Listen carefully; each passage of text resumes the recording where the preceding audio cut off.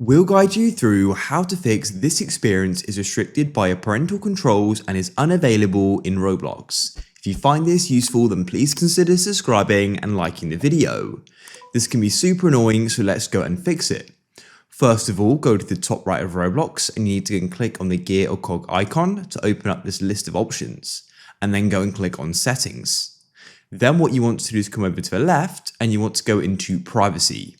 What you want to do is come and switch off account restrictions. Click there like so. To go and do this, you'll need to enter the PIN attached to your account.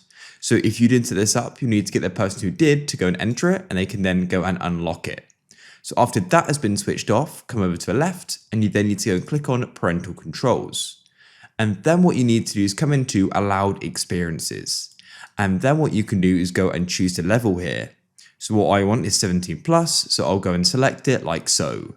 It'll then go and be changed, and this is because we've already entered the PIN before. As you can see, I can now go and play it. It's that simple.